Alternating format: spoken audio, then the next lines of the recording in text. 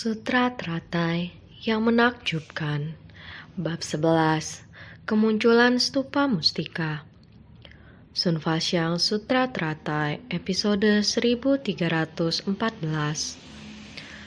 Dengan praktik tubuh membuktikan jalan yang tak terucapkan. Demi membuktikan jalan yang tak terucapkan, tubuh menjalankan praktik benih sebagai keteladanan.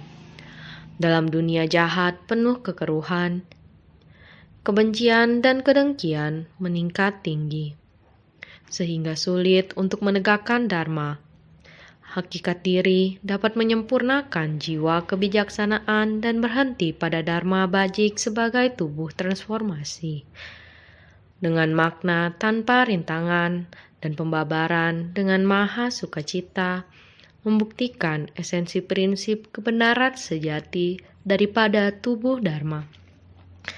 Kita harus bersungguh hati menghayati bagaimana kita membuktikan jalan yang tak terucapkan.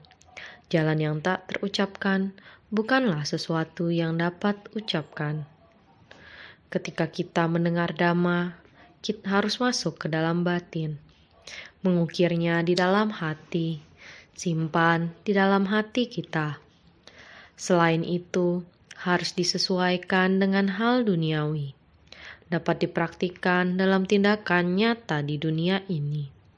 Sebagai teladan dengan melakukannya, dipraktikkan dalam tindakan nyata. Itu adalah praktik benih dari bodhisattva.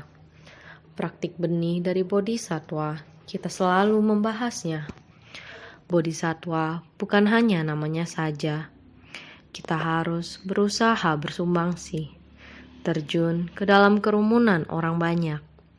Dengan mempraktikkannya dalam tindakan nyata, praktik semuanya adalah praktik benih yang perlu dipraktikkan oleh bodhisattva. Praktik apa yang harus dilakukan bodhisattva? 6 paramita. 6 paramita dan segala praktiknya. Ini adalah praktik benih dari bodhisattva. Oleh itu, kita, tubuh menjalankan praktik benih sebagai keteladanan, dapat membuktikan jalan yang tidak terucapkan. Tidak semestinya harus mengajar dengan ucapan. Orang yang menegakkan sutra tidak hanya menyebarkannya melalui ucapan. Orang yang menegakkan sutra harus melakukannya dengan langkah yang mantap, mengubah dharma menjadi benda berwujud. Ini disebut berdana. Berdana harus demikian. Kekosongan dari 3 aspek dalam berdana. Dharma tidak dapat dikatakan dengan beberapa kata. Bukan, kita harus bersumbangsi. Setelah bersungguh-sungguh bersumbangsi, tidak mengharapkan balasan dan berterima kasih kepada pihak penerima. Dengan demikian, tidak akan ada merintangi dalam hati. Ini adalah perdana. Dapat mencapai kekosongan dari 3 aspek dalam berdana. Ini adalah tubuh menjalankan praktik benih. Hal yang sama bersumbangsi adalah seperti ini. Menegakkan sila juga demikian. Menegakkan sila bukan hanya dengan mulut mengatakan menegakkan sila, melainkan adalah dengan tubuh dan batin kita sendiri. Harus setiap saat mencegah kesalahan dan menghentikan kejahatan. Pencegahan berarti terhadap hal yang salah. Kita sama sekali tidak boleh melakukannya. Ini adalah hal yang salah jika kita ada melakukannya. Kita harus segera berhenti melakukannya. Ini adalah harus dengan mempraktikannya dalam tindakan nyata, bukan dengan mengatakannya menggunakan mulut. Ini disebut dengan demi membuktikan jalan yang tak terucapkan. Menegakkan sila adalah seperti itu. Begitu juga dengan kesabaran. Segala kondisi buruk yang datang diterima dengan ikhlas. Berada di dunia yang jahat ini, dunia yang jahat, kehidupan yang kacau balau semacam ini, coba pikirkan kebajikan dan kejahatan. Orang-orang saat ini tidak dapat membedakan dengan jelas apa itu kebajikan. Bahkan lebih tidak mampu memahami apa itu kejahatan. Kebajikan dan kejahatan telah bercampur aduk, sehingga menyebabkan kekeruhan dan kekacauan. Sedangkan kita, Dharma telah terserap ke dalam batin, dapat membedakan dengan jelas antara yang baik dan yang jahat. Untuk hal yang baik, jika kita melakukannya, sudah pasti tidak salah. Namun, ada orang yang tidak dapat membedakan dengan jelas antara yang baik dan yang jahat, atau mereka sendiri tidak dapat melakukannya, sehingga menimbulkan kebencian dan kedengkian dalam diri mereka. Kondisi batin seperti ini, dengan berkomentar sarkastik, memikirkan cara untuk menjelekkan kita. Kebencian semacam ini, kebencian dan kedengkian, dengan kondisi batin dengki seperti itu, dengan sengaja memfitnah dan sebagainya. Ini terjadi di zaman modern sekarang ini. Orang-orang dengan aspek mentalitas seperti ini di dalam dan di luar, ada juga yang berbeda keyakinan. Maka dia tidak bersedia untuk memahami. Ada juga yang sebenarnya memiliki keyakinan yang sama, akan tetapi tidak mampu melakukannya. Maka dia memiliki kebencian. Bahkan ada yang tidak yakin dan paham, apapun tidak percaya. Maka dia pun tidak dapat memahaminya. Mengikuti perkataan orang lain, mendengar berita seperti ini, maka dia pun demikian menyebarkannya keluar. Inilah manusia zaman sekarang. Tidak dapat membedakan benar atau salah, maupun mempercayai tekad pembinaan diri tidak kokoh. Jika tekad pembinaan diri tidak kokoh, meskipun yang kita lakukan adalah benar, jelas-jelas mengetahui bahwa ini benar, orang lain mengatakan yang kalian lakukan salah, demikian dan sebagainya untuk menilai, akan tetapi kepercayaan dirinya kurang kokoh. Dia tidak mampu untuk berdebat dengan orang lain. Tidak mampu, maka ini adalah masa kekeruhan. Tekad pembinaan diri tidak kokoh. Juga tidak dapat menjaga sutra yang sempurna. Bagaimana dapat menerima dan menegakkannya? Maka di dalam dunia jahat penuh kekeruhan ini, kebencian dan kedengkian meningkat tinggi. Saat ini juga demikian. Karena demikian, sehingga sulit untuk menegakkan dharma. Dapat berpikir untuk menegakkan dharma sangatlah sulit, karena tekad pembinaan diri, jika tidak kokoh, terluka sedikit saja, akan muncul keinginan untuk mundur. Kita beberapa hari ini telah membabarkan di era ini untuk melindungi dan menegakkan sutra benar-benar sangatlah sulit. Jadi, hakikat diri dapat menyempurnakan jiwa kebijaksanaan. Hanya kita sendirilah yang bisa selalu menjaga hakikat diri. Kemarin sudah pernah kita bahas bahwa hakikat diri kita adalah tembus dengan segala dharma. Jadi, kita seharusnya mengerti akan semua prinsip kebenarannya. Sifat hakiki tata hata kita sendiri, kita seharusnya menjaganya dengan baik, menyempurnakan jiwa kebijaksanaan kita. Jiwa kebijaksanaan berasal dari Dharma. Kita harus bersungguh-sungguh dan serius dalam meresapinya. Setelah mulai bisa menerima Dharma, masuk ke dalam batin, diukir ke dalam batin kita, jalan kebenaran yang tak terucapkan ini adalah jiwa kebijaksanaan kita. Jiwa kebijaksanaan kita sejak kalpa tanpa awal sebelumnya. Sifat hakiki tata hata kita, prinsip kebenaran yang agung adalah dimiliki oleh setiap orang. Buddha Sakyamuni kembali mengingatkan kita agar dharma yang sudah kita dengar, belahan raganya dapat terkumpulkan kembali. Pintu stupa juga sudah terbuka. Buddha Prabhutaratna juga memperlihatkan wujudnya. Jadi sudah seharusnya Hakikat diri dapat menyempurnakan jiwa kebijaksanaan dan sudah seharusnya terbentuk. Jadi, kita semua seharusnya menghentikan. Batin kita tidak lagi tergoda dengan dunia jahat yang keruh di luar. Karena kita praktik bodhisattva sebagai benih sebab harus masuk ke tengah orang banyak. Berhubung akan masuk ke tengah orang banyak, maka harus baik-baik melenyapkan kegelapan batin dan kerisauan kita. Dulu kita ada tabiat yang buruk, harus segera merubahnya. Sikap dalam memperlakukan orang dan menangani masalah harus segera diubah. Jangan lagi menjalin jodoh buruk di luar. Kerisauan dan kegelapan batin dari luar, jangan kita tarik untuk melipat gandakan lagi. Melipat gandakan di diri kita sendiri.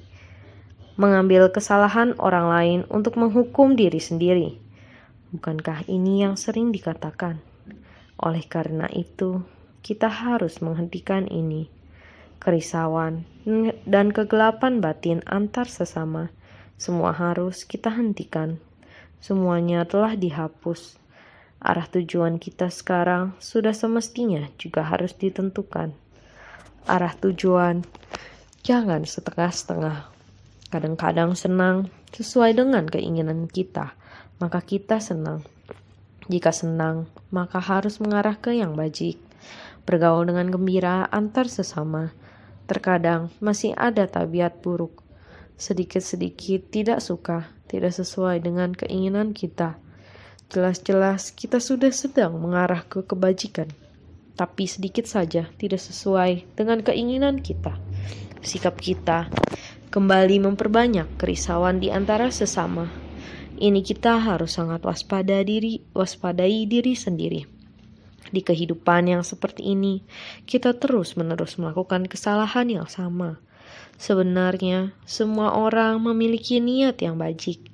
Hanya saja kita terus-menerus memperbanyak noda batin. Saat orang seperti ini, seperti mereka tidak dapat bekerja sama dengan baik.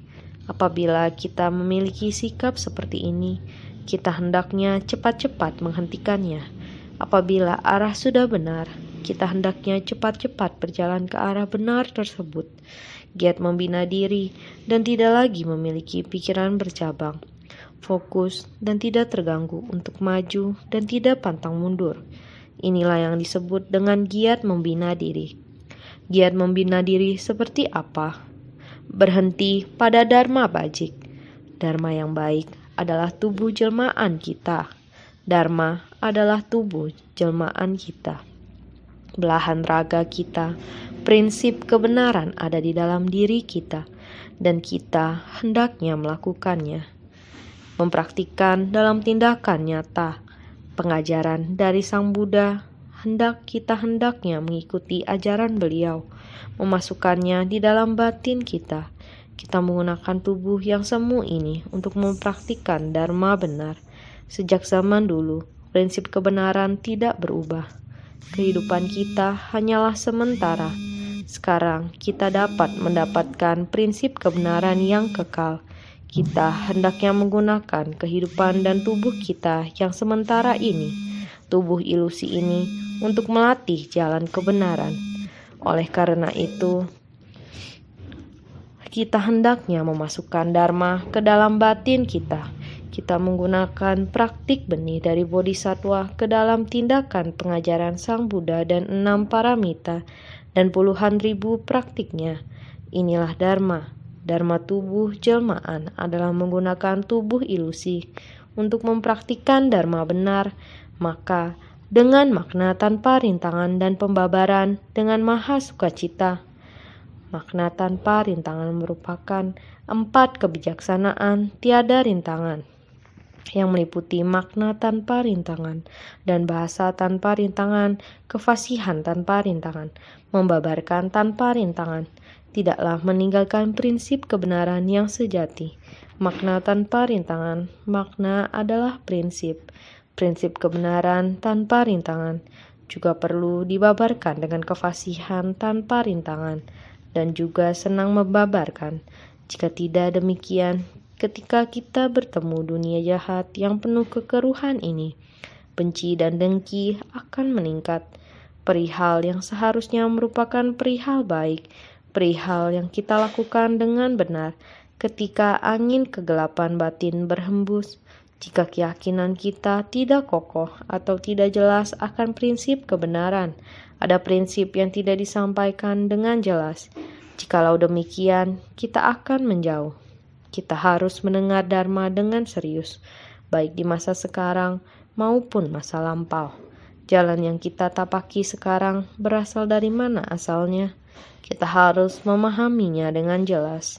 Kita sekarang berada di sini, tapi jalan awal saya tidak menjalaninya. Tapi saya bisa menyelidiki. Proses perjalanan itu meminjam naskah kitab sutra, meminjam yang dulu telah kita catat, dapat kembali untuk melihatnya, untuk memahaminya. Kita dapat terus meninjau yang lama dan mempelajari yang baru. Jadi kita harus baik-baik. Harus mengetahui kejadian lalu, memahami yang sekarang sedang dilakukan. Barulah kita memiliki metode untuk menyebarkannya di masa yang akan datang. Jadi, makna tanpa rintangan ini adalah masa lalu, saat ini, masa akan datang. Prinsip kebenaran jika meresap ke dalam hati, kita dapat tiada henti dan menjadi fasih, senang menceritakannya, makna dan bahasa tiada rintangan. Ini dinamakan 4 kebijaksanaan tiada rintangan. Membuktikan esensi prinsip kebenaran sejati daripada tubuh Dharma. Tubuh Dharma itu adalah prinsip kebenaran sejati. Dharma bajik sebagai tubuh transformasi. Kita menerima Dharma di dalam tubuh kita, mempraktikkan dalam tindakan nyata. Panorama di sepanjang jalan yang telah dilalui, panorama batin kita sangat menghayati. Jadi disebut membuktikan esensi prinsip kebenaran sejati daripada tubuh Dharma. Ini adalah memahami penalaran yang sebenarnya. Memahami penalaran dari masalah. Kita menerima Dharma agar kita dapat mempraktikkan dalam tindakan nyata. Ini adalah masalah. Dharma meresap ke dalam hati. Dan mempraktikkan dalam tindakan nyata adalah masalah. Masalah kemudian dinalarkan lagi ke dalam prinsip kebenaran kita. Ini haruslah bersungguh hati. Kembali kepada sifat hakiki yang demikian adanya. Disebut membuktikan esensi prinsip kebenaran sejati daripada tubuh Dharma. Mulanya kita memanfaatkan Dharma yang dibabarkan Sang Buddha. Dharma diwariskan sampai masa kini. Dari teks dibabarkan dan dijelaskan. Kemudian bisa kita dengarkan, masuk melalui indera telinga kita. Kita bisa juga memahami Dharma yang dibabarkan ini. Kita juga bisa mempraktikannya secara nyata, mendengarkan Dharma, kemudian berjalan di dalam Dharma, kemudian memahami kebenaran dari Dharma. Inilah yang disebut dengan membuktikan esensi prinsip kebenaran sejati daripada tubuh Dharma. Tubuh Dharma adalah ajaran kebenaran yang sesungguhnya.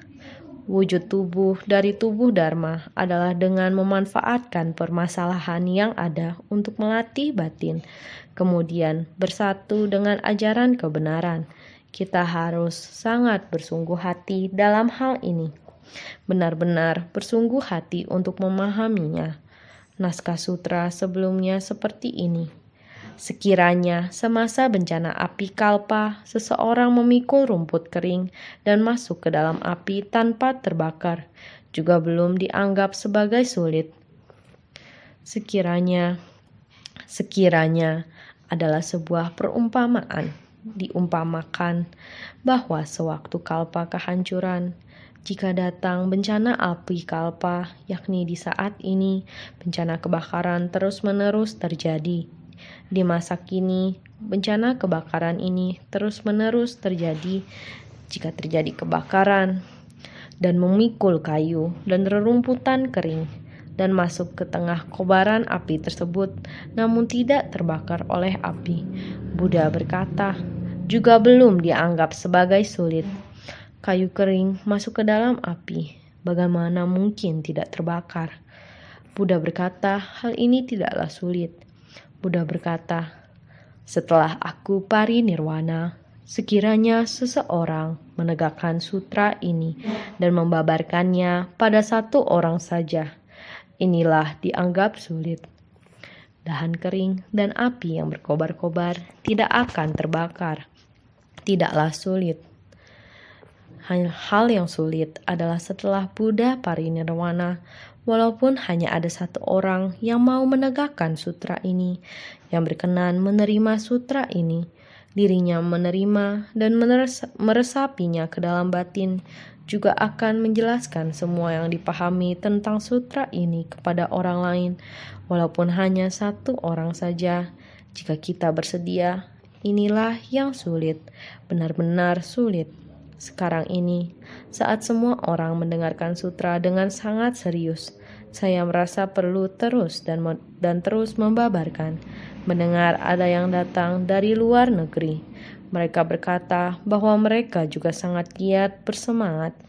Tidak peduli cuaca dingin ataupun turun salju, langit belum terang. Demikian mereka dengan niatan teguh untuk berkumpul bersama sebelum pukul 5 pagi untuk mendengarkan sutra.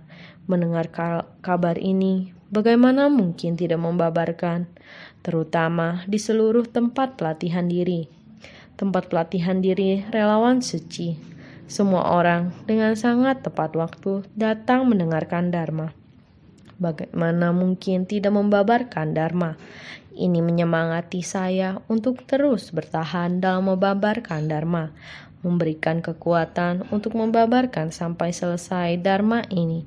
Singkat kata, setelah Sang Buddha memasuki parinirwana untuk menegakkan sutra ini, bahkan ketika tidak banyak orang yang ingin mendengarkannya, bahkan ketika hanya ada satu orang yang ingin mendengarkannya, untuk agar tetap berkeinginan dan bertekad terus membabarkan sutra seperti ini.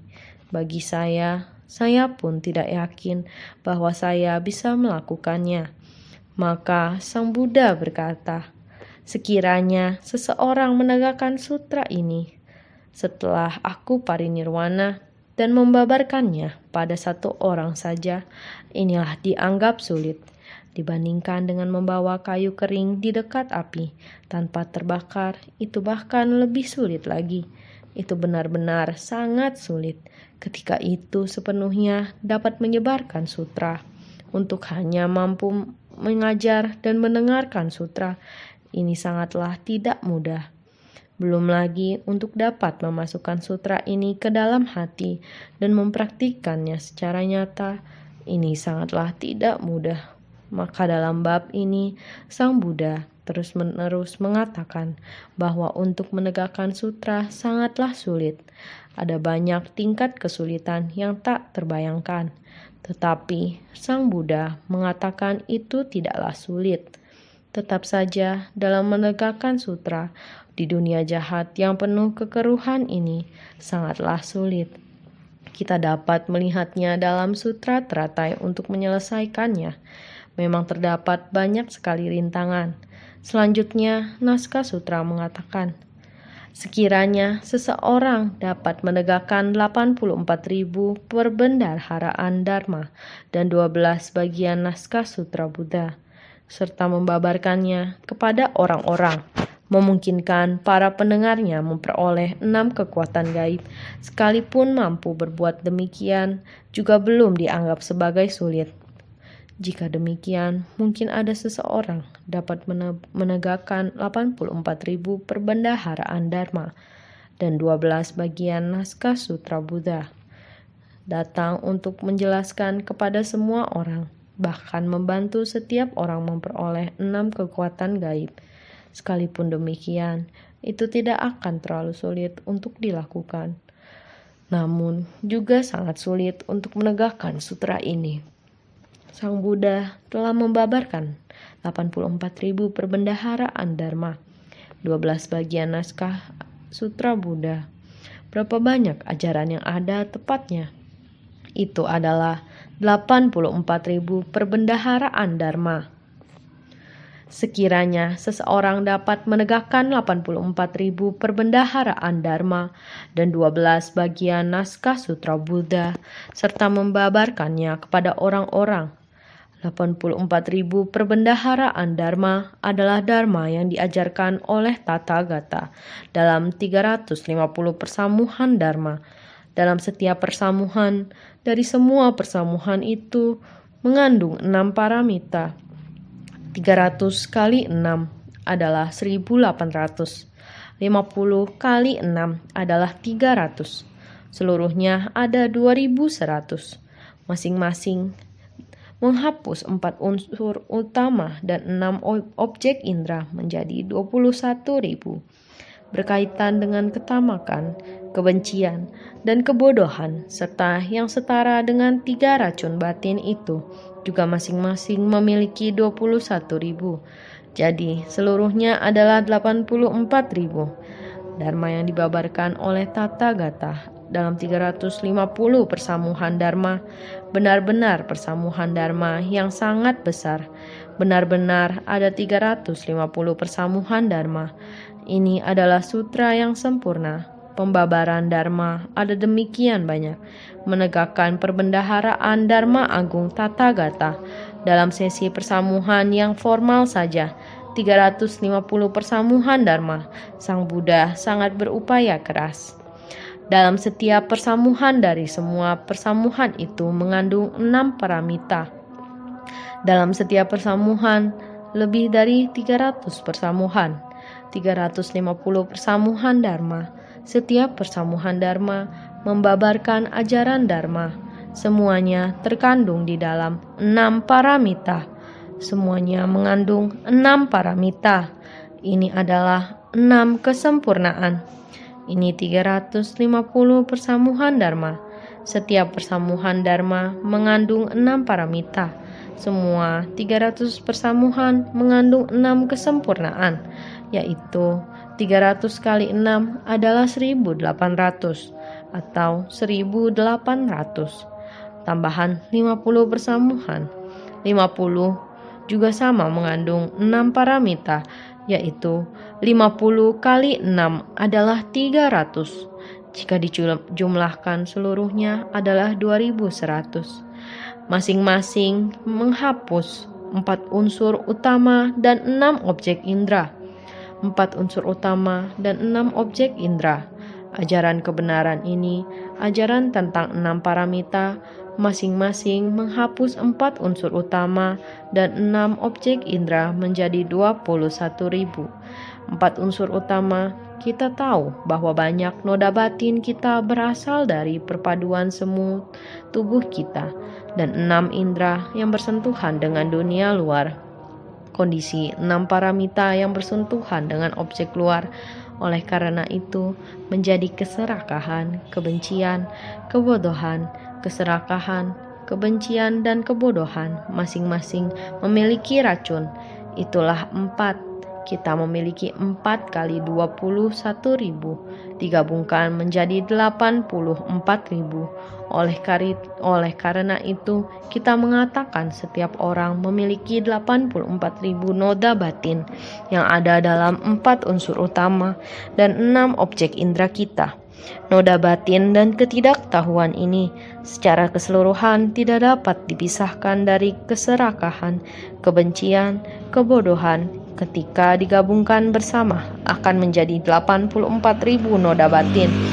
Ajaran Tathagata adalah untuk menganalisa noda batin, menghadapi dan menyesuaikan diri dengan noda batin ini. Oleh karena itu, Tripitaka dan 12 bagian naskah sutra Buddha semuanya berbicara tentang analisa, tentang bagaimana Dharma melenyapkan noda batin ini. 84.000 perbendaharaan Dharma dibagi menjadi 12 bagian. Dengan membagi demikian, membabarkan ke semua orang. 12 bagian naskah sutra Buddha. 1. Prosa. 2. Syair pengulangan. 3. Peramalan pencapaian kebudahan. 4. Syair mandiri. 5. Pengajaran spontan tanpa menunggu pertanyaan. 6. Sebab akibat. 7. Perumpamaan. 8. Kehidupan lampau dari para murid Buddha. 9. Kehidupan lampau dari Buddha. 10. Ajaran perluasan yang mendalam. 11. Ajaran yang belum pernah ada sebelumnya. 12. Diskusi tentang doktrin ajaran. Apa itu 12 bagian naskah sutra Buddha? 12 bagian naskah sutra Buddha dibagi menjadi: yang pertama, prosa atau gadya, dikenal sebagai proses bentuk panjang. Ketika kita melafalkan sutra, hanya sutra teratai saja, prosa bentuk panjang. Prosa atau gadya, metode yang digunakan untuk menyusun sutra.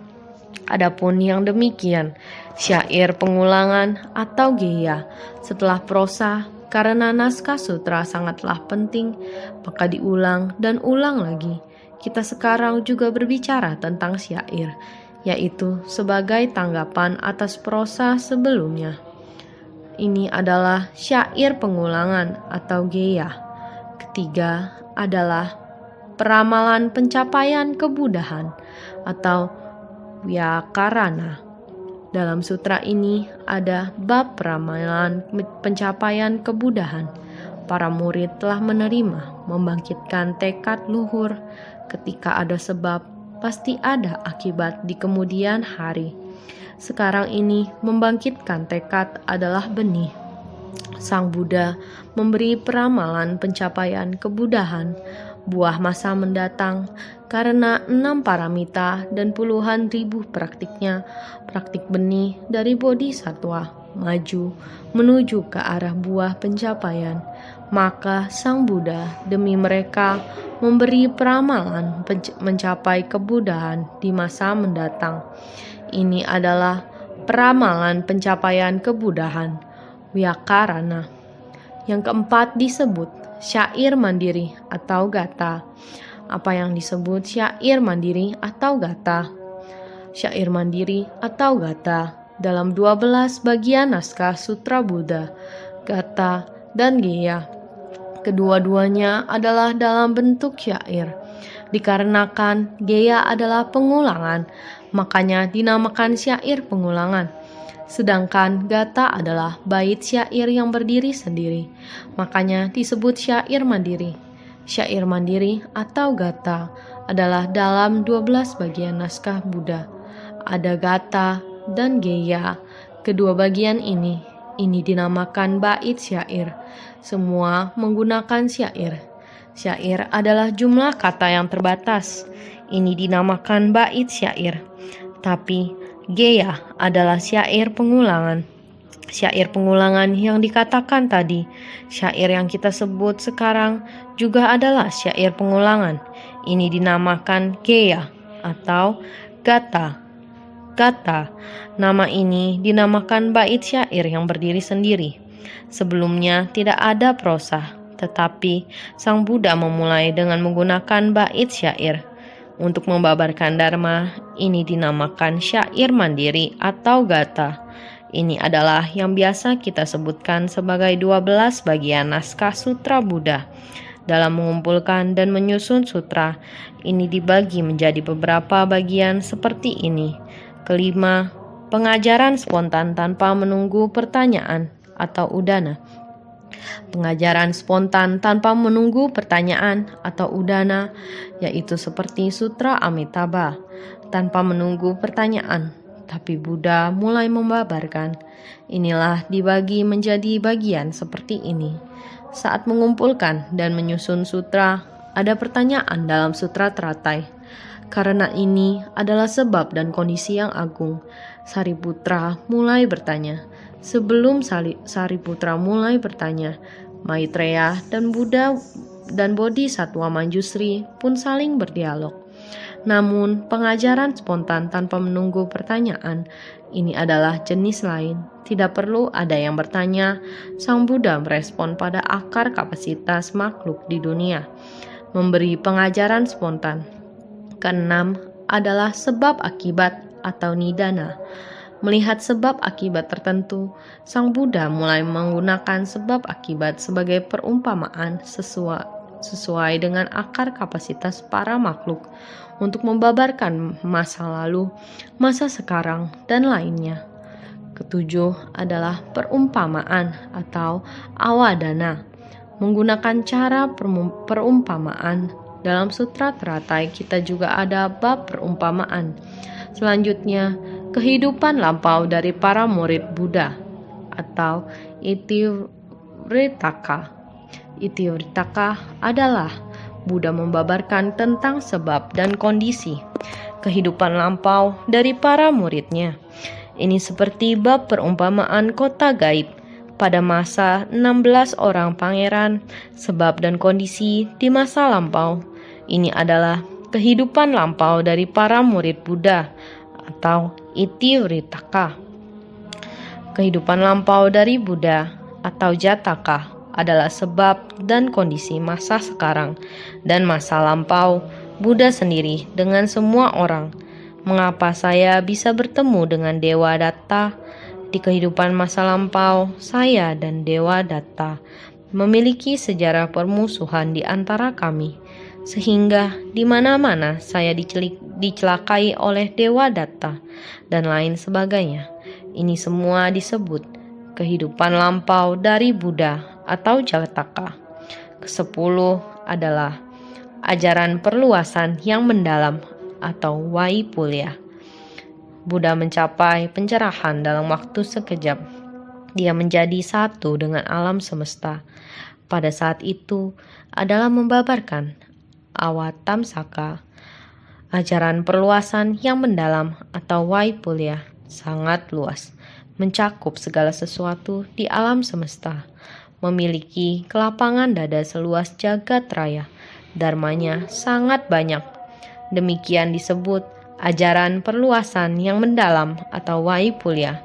Ke-11, yakni ajaran yang belum pernah ada sebelumnya, Adbhuta Dharma.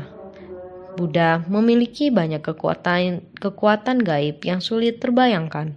Ke-12 adalah diskusi tentang doktrin ajaran atau upadesa. Selain kitab suci, akan juga diskusi kemudian. Ini disebut diskusi tentang doktrin ajaran atau upadesa. Di zaman Buddha juga demikian, sehingga dharma yang diajarkan oleh Buddha meskipun adalah tak terbatas, sangat banyak dan banyak. 12 bagian naskah kitab suci ini adalah proses sutra ini dicatat dan disusun.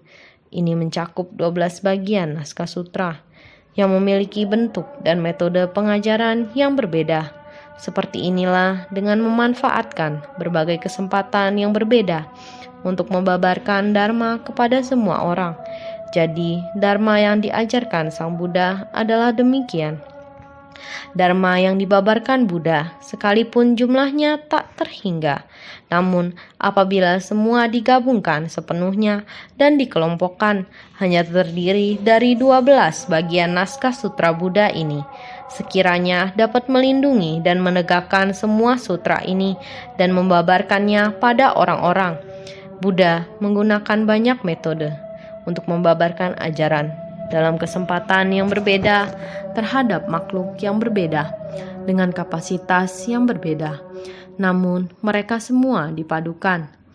Apabila semua digabungkan sepenuhnya dan dikelompokkan, Buddha menggunakan 12 bagian untuk menjelaskan sutra ini.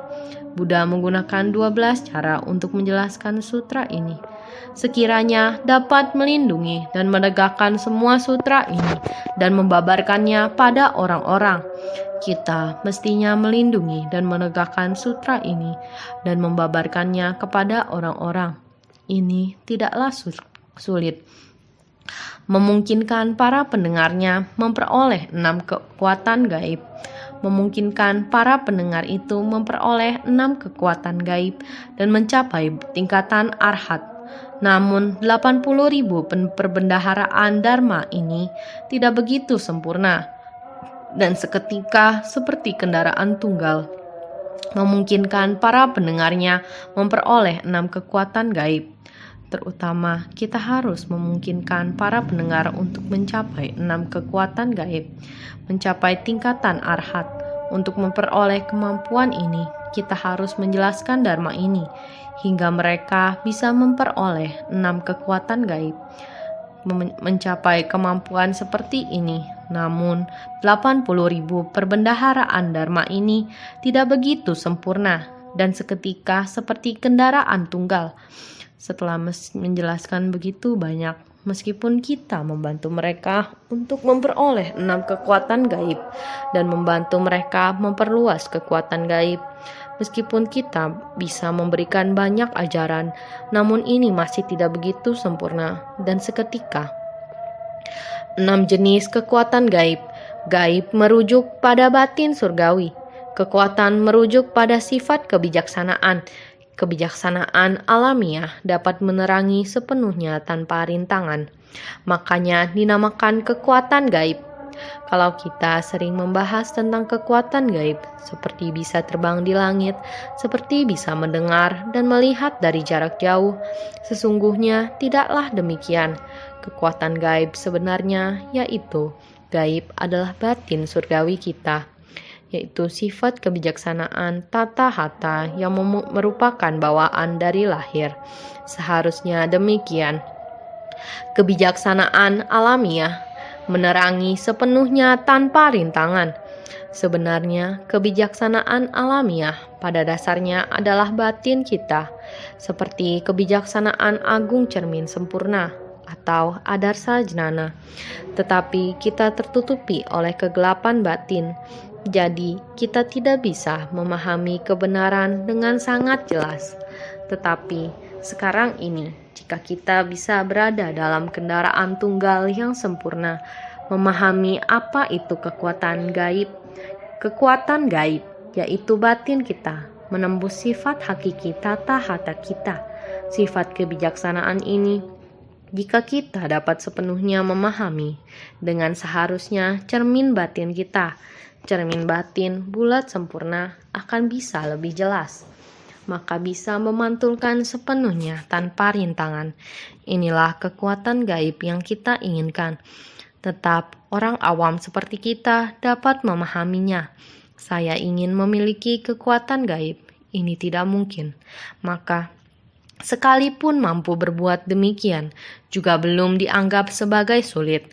Sekalipun pembabarannya menjulang tinggi dan menakjubkan, tetapi para pendengar dharma hanya memperoleh buah pencapaian yang kecil. Makanya dikatakan juga belum dianggap sebagai sulit. Bahkan jika Anda mengatakan bahwa Anda bisa mendapatkan kekuatan gaib, meskipun demikian, ini juga tidak ada kesulitan dalam hal ini. Selama kita dapat kembali pada sifat hakiki tata hata kita, ini mana ada kesulitan. Oleh karena itu, sekalipun pembabarannya menjulang tinggi dan menakjubkan, dikatakan bahwa meskipun sangat luar biasa, tetapi para pendengar dharma hanya memperoleh buah pencapaian yang kecil. Dharma yang begitu tinggi dijelaskan secara menakjubkan oleh Anda, tetapi orang yang mendengarnya, yang dia peroleh adalah buah pencapaian kecil, hanya meminta untuk memberi manfaat kepada diri sendiri, meminta kekuatan gaib yang ada pada diri saya sendiri. Dia tidak tahu bahwa kekuatan gaib adalah sifat alami, bersih, tidak ternoda. Dia tidak tahu, dia pikir kekuatan gaib ini adalah kekuatan gaib yang hebat. Sebenarnya bukan begitu. Tetapi orang yang mendengar menginginkan demikian. Maka jika demikian, tidak sulit bagi Anda untuk membabarkan banyak sutra. Hanya itulah yang didapat oleh para pendengar. Jadi, dalam dunia jahat ini, sekiranya dapat mendengarkan dharma menakjubkan sebagai praktik benih dari bodhisattva dengan tujuan memperoleh buah kebudahan dari kendaraan tunggal. Tetapi apabila tiada ikrar agung, sekalipun telinga Anda mendengarkan, namun batin tidak menyerap, sekalipun mulut Anda bertanya, namun tubuh tidak berbuat, inilah dianggap sulit. Mempraktikkan sutra ini adalah paling sulit. Kita manusia adalah demikian. dalam dunia jahat mendengar sutra ini. Ingin bertanya pada kalian semua, walaupun semua sangat bersungguh hati mendengar Dharma, apakah dapat mendengarkan Dharma menakjubkan sebagai praktik benih dari bodhisattva dengan tujuan memperoleh buah kebudahan? Tujuan pokok ini telah kita dengar. Akan tetapi, apakah kita akan berikrar? Bila kita tidak membangkitkan ikrar, tidak ada ikrar agung ini. Walaupun telingamu mendengarnya, batin tidak terima, karena kamu tidak berikrar, sehingga kamu tidak menerimanya. Hanya telinga yang mendengarnya, walaupun sering bertanya, menandakan saya ada mendengar sutra ini. Saya berniat, mana yang saya tak mengerti akan saya tanya dengan jelas. Ada bertanya tapi tidak praktik nyata. Bagaimana mau menegakkan sutra ini? Sangat sulit, sehingga kita bersungguh hati harus terukir dalam batin. Mendengarkan Dharma benar-benar harus mendengarkan dengan sepenuh hati, membuktikan jalan yang tak terucapkan. Jalan yang tak terucapkan harus bersungguh hati menghayati. Jika kita tidak menghayati dengan sepenuh hati, maka jalan yang tak terucapkan hanya mendengarkan, tidak mempraktikannya. Jika demikian, maka tidak bisa. Sehingga setelah kita mendengarkan Dharma ini, kita harus membuktikan Dharma ini pada tubuh dan batin kita. Kita ada mempraktikannya dalam tindakan nyata. Tadi disampaikan, tubuh menjalankan praktik benih sebagai keteladanan. Kita harus menjalankan praktik benih dari bodhisattva, mempraktikkan 6 paramita dan puluhan ribu praktiknya. Praktik benih tubuh kita benar-benar harus mempraktikkan jalan bodhisattva di dunia. Harus praktik benih. Praktik benih yaitu mempraktikkan 6 paramita dan puluhan ribu praktiknya. Kita mempraktikkan 6 paramita pada tubuh kita. Bersumbangsih di dunia. Ini membuktikan jalan yang tak terucapkan. Jalan yang tak terucapkan bukan hanya mendengarkan, bukan hanya bertanya, kamu mendengarkan dan tidak berikrar, hanyalah kosong. Kamu bertanya, setelah bertanya tidak mempraktikkan secara nyata, hanyalah pertanyaan belaka. Untuk melatih sutra ini sangatlah sulit, sehingga kita mendengarkan harus mempraktikkan dengan tindakan nyata. Praktik benih sebagai keteladanan demikian, baru bisa benar-benar menghayati apa yang dinamakan sutra teratai tanpa diucapkan. Sering mengatakan sutra teratai tanpa diucapkan, itulah jalan yang tak terucapkan. Setelah kamu mendengarkan, harus menyerap ke dalam batin, mempraktikkan dalam tindakan nyata di jalan bodhisattva. Ini dinamakan sutra teratai tanpa diucapkan. Kita menyerap Dharma ke dalam batin. Dalam batin ada stupa mustika. Karenanya ada sutra ini dalam batin. Batin kita memiliki stupa mustika. Stupa mustika muncul di hadapan. Pada stupa ada Buddha Prabhuta Ratna. Sekarang Buddha Sakyamuni membuka pintu stupa, sehingga kita berada pada Dharma. Jika bersungguh hati, semuanya adalah Dharma. Kita harus senantiasa lebih bersungguh hati.